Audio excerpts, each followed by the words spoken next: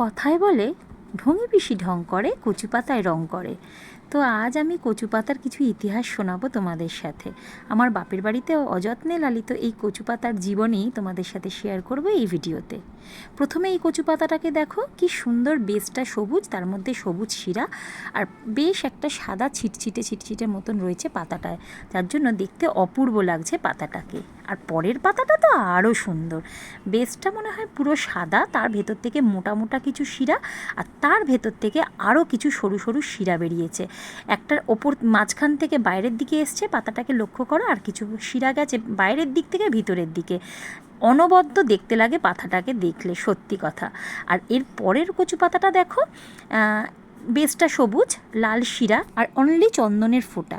এটাতে কিন্তু কোনো সিঁদুরের ফোঁটা নেই, চন্দনের ফোঁটা আছে। দেখো ডট ডট করে যেগুলো, সেগুলো চন্দন ফোঁটা মতন, মানে সাদা রং তো, তাই চন্দনের ফোঁটা। তাই এটাও দেখতে অপূর্ব সুন্দর। আর এর পরের পাতাটা দেখো, কোনো শিরা নেই, শিরা আছে মানে সবুজের ওপর সবুজ শিরা, তাই খুব বেশি বোঝা যায় না। আর গায়ে আছে সিঁদুর চন্দনের ফোঁটা। লালগুলোকে বলা হয় সিঁদুর, সাদাগুলোকে বলা হয় চন্দন, তাই রঙের দিকে বিচার করে সিঁদুর চন্দনের ফোঁটা। এর আগের একটা বেসে তোমরা দেখেছিলে কচু পাতার সাদা বেস আর সবুজ শিরা, এইটাতে দেখো সবুজ বেস, ঠিক আছে, আর সাদা ছিটছিট দাগ, অনবদ্য, মানে অসম্ভব সুন্দর দেখতে। আর এটার কথা তো আর তুলনাই করা যাবে না। ভেতর থেকে একটা লালের আভা, লাল শিরা, আর শেষের দিকে পাতার বর্ডারের দিকটাতে একটু সবুজের ছোঁয়া।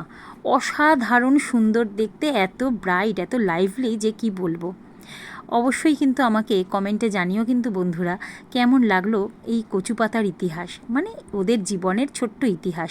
না জল না যত্ন ছাড়াই প্রকৃতি মায়ের কোলে কি সুন্দর লালিত হচ্ছে ওরা। ঝড় হলে মাথা দোলায়, আবার প্রচণ্ড গরমে রোদে মাথাটা নিচু করে ঝুঁকিয়ে কি সুন্দর আস্তে আস্তে মাথা দোলায় ওরা। কী যে ভালো লাগে, কী যে মনের শান্তি হয়, কি বলবো। যদি আমাকে ভালোবেসে থাকো, ওদেরকেও ভালোবেসো এই ভিডিওটাতে।